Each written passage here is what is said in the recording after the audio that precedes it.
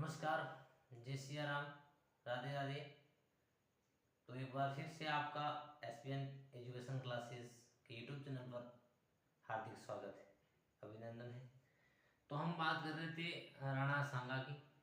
राणा सांगा के जीवन के बारे में हमने पढ़ा और उनके प्रमुख युद्धों के बारे में पढ़ा, जिनमें हमने कल की क्लास में आखिर में हमने राणा जो सांगा थे उनके आखिरी जो युद्ध था खानवा का युद्ध, उन खानवा के युद्ध के बारे में पढ़ा जो 17 मार्च 1528 ईस्वी को हुआ।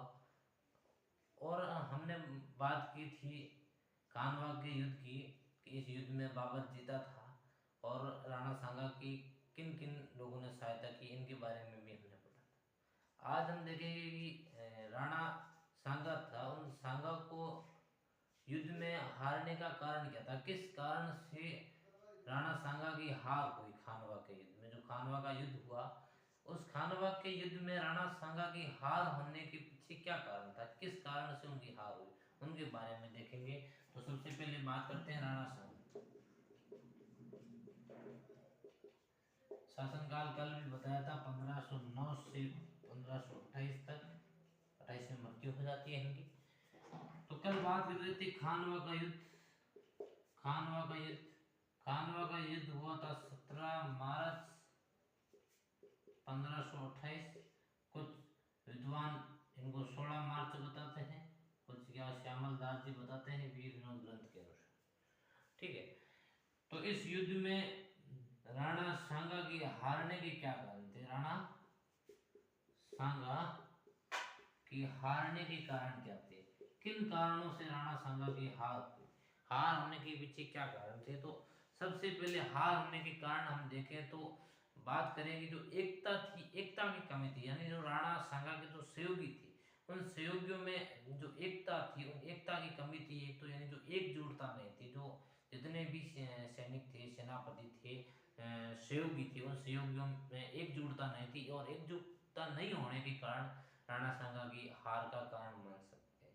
और दूसरी बात हम करें राणा सांगा की हार की, तो दूसरी बात यह है कि राणा सांगा के जो सैनिक थे वो सैनिकों के जो सेनापति थे वो एक नहीं थे, अलग अलग सेनापति बना रखे थे। अगर अलग अलग सेनापति बना रखे थे, इसी कारण उनका हार का एक कारण ये भी माना जाता है। तो सबसे पहले हार के क्या कारण थे, एकता की कमी। क्या? एकता की कमी। एकता की कमी का कारण मान सकते हैं, यहाँ बोल सकते हैं अलग अलग सेनापति। क्या? सेनापति अलग अलग सेनापति होने के कारण राणा सांगा की हार। दूसरी बात करें तो इस युद्ध में क्यों हारे, क्योंकि बाबर के पास जो तोप थी, उन्होंने तोप का प्रयोग किया, इसीलिए बाबर की जीत हुई, क्योंकि राणा सांगा के पास तोप नहीं थी। सर्वप्रथम तोप का प्रयोग बाबर ने इसी युद्ध में किया था भारत में, तो तोप खाने का दूसरा इसका कारण है कि बाबर ने इस युद्ध में तोप का प्रयोग किया और तोप का प्रयोग करने के कारण राणा सांगा के पास तोप नहीं थी, इसीलिए राणा सांगा की हार का कारण बताया जाता है। अगर हम तीसरे कारण देखें तो किस कारण हार हुआ, तो तुलगुमा पद्धति या तुलगुमा प्रणाली का प्रयोग किया। किस प्रणाली का? तुलगुमा प्रणाली। तुलगुमा प्रणाली या पद्धति का प्रयोग किसने किया? राणा सांगा ने किया। इसमें क्या है तुलगुमा पद्धति, तो तुलगुमा प्रणाली ध्यान रखना, इसमें तीनों तरफ से आक्रमण करना। क्या करना? तीनों तरफ से आक्रमण करना, तीनों तरफ से आक्रमण करना। यानी राणा जो सांगा के विरुद्ध बाबर ने जो योजना बनाई उसमें किस प्रकार से, जैसे मैं यहाँ बना रहा हूँ चित्र, जैसे बाबर यहाँ था और जो उनकी सेना थी वो इस प्रकार से थी, इस प्रकार से। जब उन्होंने आक्रमण किया तो इन पर इस प्रकार से, एक बीच में सेना आई और दो सेना इधर से आई, इस प्रकार से सेनाएं और इधर से आक्रमण करने, तीनों तरफ से जो आक्रमण करने की इनकी जो प्रणाली थी, इनको तुलगुमा नामक प्रणाली कहा जाता है। और इन्हीं प्रणाली के कारण राणा सांगा की हार और बाबर की जीत हुई। चौथा कारण क्या रहता है कि चौथा कारण यह रहता है कि बयाना जो युद्ध हुआ था, हमने बयाना के युद्ध की बात की। बयाना के युद्ध में राणा सांगा की विजय हुई, बाबर की हार हुई थी। सॉरी 1527 में जो युद्ध हुआ था बयाना का युद्ध, उस युद्ध में राणा सांगा की जीत हुई। और जीत होने के बाद राणा सांगा ने क्या किया, बाबर को पर्याप्त रूप से समय दे दिया अगले युद्ध की तैयारी करने के लिए। पीछे उनका पीछा नहीं किया, आक्रमण पीछे नहीं किया, इसीलिए उनको पर्याप्त मतलब समय मिल गया कि आप इसलिए बाबर ने तैयारी की, और तैयारी करने के बाद दोबारा से उन पर आक्रमण यानी युद्ध की तैयारी की। चौथी बात है चौथी बात ये कि बाबर को पर्याप्त समय मिल जाना, बाबर को पर्याप्त समय मिल जाना युद्ध की तैयारी के लिए। अगर पांचवा कारण हम देखें तो पांचवा कारण क्या रहा? पांचवा कारण यह था कि बाबर है वो खुद युद्ध में भूमि में लड़ने नहीं आया, जबकि राणा सांगा है वो युद्ध भूमि में स्वयं लड़ने आ गया। यही कारण है कि राणा सांगा है वो स्वयं युद्ध भूमि में लड़ने आ गया। स्वयं युद्ध भूमि में आने के कारण क्या हुआ, जब उनको तीर लग गए, ये घायल हो गए, तो घायल होने पर क्या हुआ, मतलब सेना का जो मनोबल था वो सेना का मनोबल टूट गया। इसी कारण से राणा सांगा की हार का कारण ये भी मानते हैं कि राणा सांगा थे वो खुद युद्ध भूमि में आ गए। अगली बात करें 6 नंबर, तो जो राणा सांगा की सेनापति सहयोगी थे, उन सहयोगियों ने विश्वासघात कर लिया। क्या कर लिया? विश्वासघात। विश्वासघात यानी धोखा दे दिया। थे तो राणा सांगा के सहयोगियों, यानी राणा सांगा के सहयोगियों में थे। सहयोगी होने के बावजूद भी उन्होंने क्या किया, बाबर के साथ हाथ मिला लिया और बाबर की सहायता करनी शुरू की। यानी राणा सांगा के साथ होकर उनके साथ विश्वासघात कर लिया, पीठ पीछे धोखा देने का काम किया इन्होंने। तो इनमें दो थे मुख्य रूप से, एक तो नागौर के शहजादे थे, ठीक है, खानजादे। नागौर का एक खानजादा था जो मुस्लिम था, एक तो नागौर के खानजादे थे, और दूसरे थे वो थे रायसीना के सैलजीत तंवर थे। कौन थे? एक तो विश्वासघात करने में रायसीन, रायसीन कहाँ है? रायसीना एमपी में है, मध्य प्रदेश में है। इनके कौन थे राजा थे? वो थे सैलजीत तंवर। कौन थे? सैलजी तंवर राजा थे, सैलजी तंवर। और दूसरा था नागौर का खानजादा। कौन था? नागौर का खानजादा। इन दोनों के कारण ही हम बात करते हैं, इन दोनों की वजह से ही विश्वासघात करने से राणा सांगा की हार हुई। इन दोनों ने इनके साथ धोखा किया और साथ रहकर भी इन्होंने बाबर का सहयोग, ये भी कारण मानते हैं। और अगला कारण इनका देखें तो राणा सांगा के पास जो प्रमुख थे युद्ध करने के लिए हथियार थे वो नहीं थे, उनके पास भारी हथियार थे, जबकि बाबर के पास जो हथियार थे वो हल्के हथियार थे। उन हल्के हथियारों के कारण एक मान सकते हैं कि भारी हथियार होने के कारण राणा सांगा की हार। अगला कारण ये भी बताया जाता है कि जो राणा सांगा के पास हाथी थी, जबकि मुगल सेना या बाबर की सेना थी, उन बाबर की सेना के पास घोड़े थे जो तीव्र गति से दौड़ सकते थे। उनकी गति होने के कारण उनकी जीत हुई। ठीक है, ये कारण प्रमुख बताए जाते हैं कि राणा सांगा की हार के क्या कारण थे। तो इन कारणों से राणा सांगा की हार के कारण माने जा सकते हैं। देखिए आगे ये प्रमुख हार के कारण थे कि किन कारणों से राणा सांगा की खानवा के युद्ध में हार हुई। अब हम देखते हैं कि खानवा का युद्ध होने के पीछे क्या कारण थे, खानवा का युद्ध हुआ ही क्यों? अगर होता नहीं तो हारते भी। तो खानवा का युद्ध होने के कारण क्या थे? खानवा के युद्ध होने के कारण क्या थे? युद्ध के कारण क्या थे? तो युद्ध के कारण ये रहे कि किन कारणों, किन कैसी क्या परिस्थितियां पनपी जिनके कारण बाबर और राणा सांगा को युद्ध करना पड़ा। क्या जरूरत पड़ी उन दोनों को कि युद्ध भूमि तक आना पड़ा उन दोनों को? क्या सुलह द्वारा सुलझाया नहीं जा सकता था? क्या कारण रहा? तो इनके पीछे कारण बहुत थे, जिनमें हम मुख्य कारणों की बात करते हैं। तो मुख्य कारणों में हम एक नंबर देखते हैं कि राणा सांगा और बाबर उन दोनों की राजनीतिक महत्वाकांक्षा थी, यानी दोनों ही यही चाहते थे कि हम जो राज्य है साम्राज्यवादी नीति चाहते थे कि हम अपने जो साम्राज्य है, अपना जो राज्य है, क्षेत्र है, उस क्षेत्र का क्या करें, ज्यादा से ज्यादा विस्तार करें।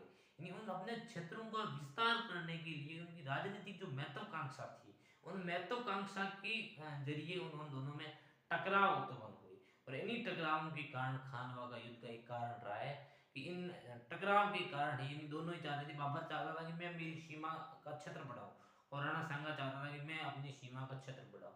तो यही कारण था, इन दोनों कारण मतलब टकराव उत्पन्न हो गया। तो इन टकराव के कारण ही इन दोनों में युद्ध का कारण रहा। अगर पहला कारण है कि दोनों में राजनीतिक टकराव या राजनीतिक महत्वाकांक्षा,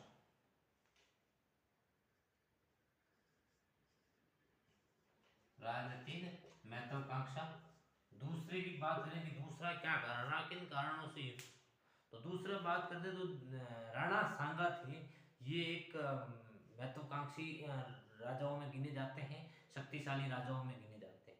तो इन्होंने क्या किया कि जो दिल्ली सल्तनत के अधिकार में ऐसे कई क्षेत्र थे, उन क्षेत्रों पर क्या किया कि दिल्ली सल्तनत के अधिकार में ऐसे कई क्षेत्र थे जिन क्षेत्रों पर राणा सांगा ने अधिकार कर लिया। तो उन अधिकार किए गए क्षेत्रों को जब बाबर ने कहा कि इन्हें मुक्त कर दो, ये अधिकार है, ये जो क्षेत्र है ये दिल्ली सल्तनत के अंतर्गत आते हैं, मुगल सल्तनत है उनके अंतर्गत आते हैं। तो इस बावजूद भी राणा सांगा ने उन क्षेत्रों पर अधिकार किए रखा। तो एक कारण ये भी बताया जाता है कि जो दिल्ली सल्तनत के अधीन क्षेत्र, कई क्षेत्र ऐसे थे जो आते थे, उन क्षेत्रों पर राणा सांगा ने अधिकार कर दिया, जिस कारण युद्ध हुआ। तो दिल्ली सल्तनत के अधिकतर क्षेत्र, यानी दिल्ली सल्तनत के अधिकतर क्षेत्रों पर क्या कर लिया, अधिकतर क्षेत्रों पर अधिकार कर लिया। किसने अधिकार किया? दिल्ली सल्तनत के अधिकतर क्षेत्रों पर राणा सांगा ने अधिकार कर लिया। इसी कारण से युद्ध की शुरुआत होने का कारण। और चौथा कारण ये है कि जो राजपूत और अफगान, इन दोनों में गठबंधन हो गया। गठबंधन क्या होता है? गठबंधन का अर्थ होता है जोड़, ठीक है। बंधन का मतलब मिलाप होता है। तो जो राजपूत और अफगान थे, ठीक है, उन अफगानों में क्या हो गया कि जो अफगान थे वो मुगलों के विरोधी थे, ठीक है। तो इन दोनों में क्या हो गया, राजपूत और जो अफगान थे इन दोनों में मित्रता हो गई, इन दोनों में गठबंधन हो गया। इन दोनों ने मिलकर शासन करने की एक पहल रही कि हम मित्रता के साथ अपना शासन चलाएंगे। तो इन दोनों में गठबंधन हुआ। तो इन कहीं ना कहीं इन गठबंधनों से उनको ईर्ष्या होने लगी कि अगर यह गठबंधन करेंगे, ये अगर दो शक्तियां हैं, अगर यह दो शक्तियां एकत्रित हो गई, इन दो शक्तियों के मिलने से अगर यह दो शक्तियां मिल जाएगी तो हमारा जो अधिकार क्षेत्र है, हमारे जो क्षेत्र है उन क्षेत्रों पर ये अधिकार करेंगे और ये कहीं ना कहीं दिल्ली सल्तनत भी अधिकार करने की चाहत रखेंगे। तो इसीलिए राणा जो बाबर थे, वो बाबर इन जो गठबंधन था, इन गठबंधनों को तोड़ना चाहता था कि इन संगठन है, उन संगठनों को तोड़ा जाए। कहीं ना कहीं इनको तोड़ने से एक नई पहल शुरू होगी, जिससे क्या होगा, जिससे जो गठबंधन वो कम होगा और जो लोगों का ख्वाब है, जो राजाओं का ख्वाब है कि हम दिल्ली सल्तनत पर अधिकार करें, वो ख्वाब भी नष्ट हो जाएगा और हम लंबे समय तक क्या रख सकते हैं, हम लंबे समय तक अधिकार रख सकते हैं दिल्ली सल्तनत पर। तो चौथा कारण क्या रहा, कि चौथा क्या कारण रहा जिसके कारण खानवा का युद्ध हुआ। तो चौथा कारण ये रहा कि बाबर ने क्या किया कि सांगा ने वचन दे रखा था बाबर को, और उन वचनबद्ध, यानी जो राणा सांगा ने वचन दिया था बाबर को, बाबर जब भारत में आया था तो बताया जाता है इतिहासकारों द्वारा कि बाबर को जो भारत में बुलाने का श्रेय है वो राणा सांगा का, कि बाबर को बुलाने का काम किया है भारत में, वो राणा सांगा ने किया। तो कहीं ना कहीं उन्होंने वचन दिया होगा।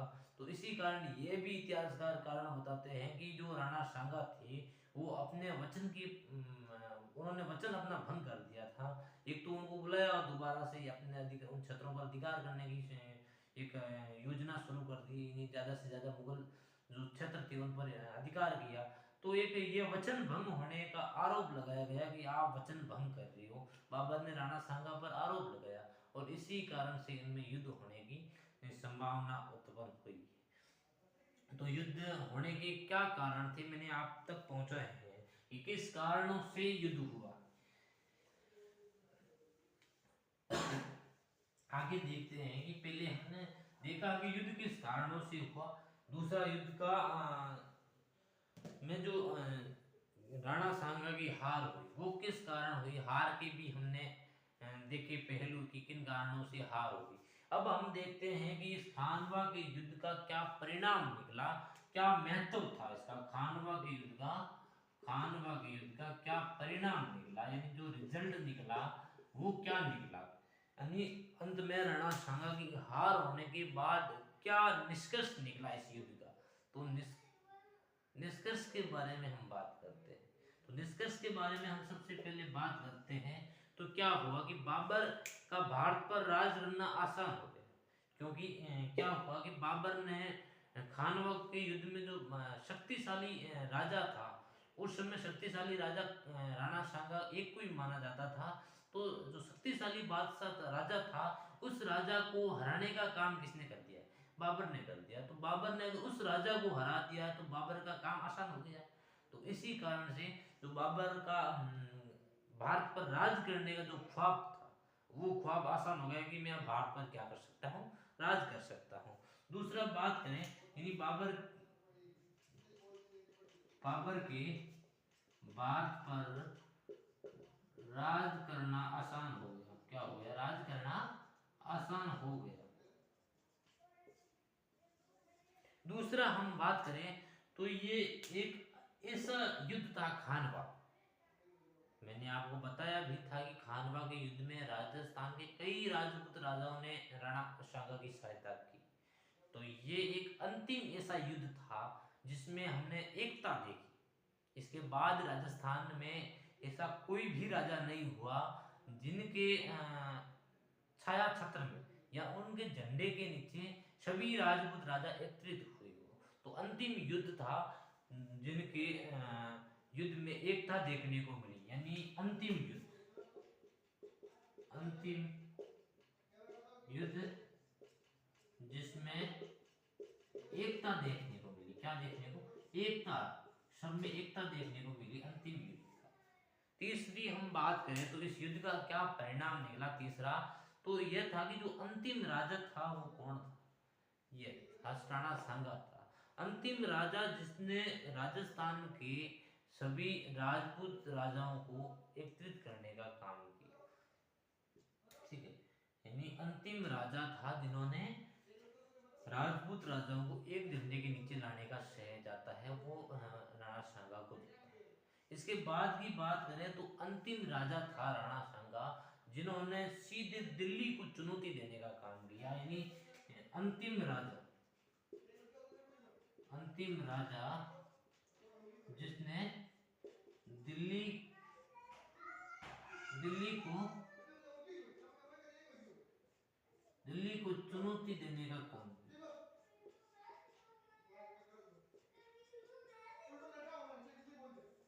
चुनौती देने का काम किया, वो किसने किया, वो अंतिम राजा कौन था, राणा सांगा था, जिन्होंने दिल्ली को सीधी चुनौती देने का काम किया, वो इन्होंने किया। अगला हम देखें तो ये एक राजपूतों की जो सामरिक शक्ति थी वो कमजोर हो गई। इस युद्ध के बाद जो राजपूत थे, उन राजपूतों की जो शक्ति थी वो शक्तियां क्या होने लगी, धीरे धीरे क्षीण होने लगी, यानी कमजोर होने लगी। जो राजपूतों की शक्तियां थी वो धीरे धीरे खत्म होने लगी, मुगलों का प्रभाव धीरे धीरे बढ़ने लग गया।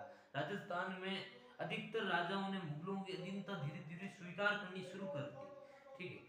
ये कारण रहे जिनके कारण ये इनके परिणाम मुख्य थे, ये परिणाम निकले कि खानवा का युद्ध होने के बाद ऐसी स्थिति उत्पन्न हुई राजस्थान में। इससे आगे हम बात करते हैं राणा सांगा की क्या उपाधि। हाँ, तो आगे देखते हैं हम इसके बारे में कि इनके बारे में राणा सांगा की प्रमुख उपाधियां क्या क्या थी। तो इन राणा सांगा को क्या क्या उपाधियां मिली हुई थी। तो उपाधियों के बारे में हम देखें तो सबसे पहले इनको हिंदू पथ राजा की उपाधि मिली हुई थी। क्या, हिंदू पथ, किस राजा की, हिंदू पथ। तो ध्यान रखना, हिंदू पथ जो उपाधि है वो राणा सांगा की है, जबकि मैंने आपको पिछली क्लासों में अवगत कराया होगा, बताया होगा कि जो हिंदू सुल्तान है, हिंदू सुल्तान मैंने उपाधि आपको राणा कुंभा की बताई होगी। किसकी, राणा कुंभा की मैंने आपको हिंदू सुल्तान की उपाधि बताई होगी। हिंदू सुल्तान राणा कुंभा की है, हिंदू पथ राणा सांगा की है, ठीक है, हिंदू पथ। बाद में जो इनकी उपाधि थी 2 नंबर, वो इनको सैनिकों का भग्नावेश की उपाधि मिली थी। किस? सैनिकों का भग्नावेश।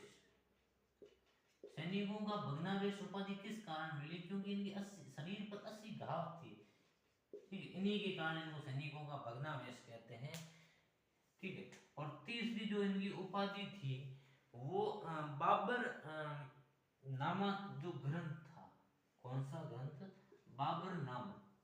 बाबर नामक ग्रंथ के अनुसार, ठीक है, इनको सैनिकों का एक महान योद्धा की उपाधि दी गई है।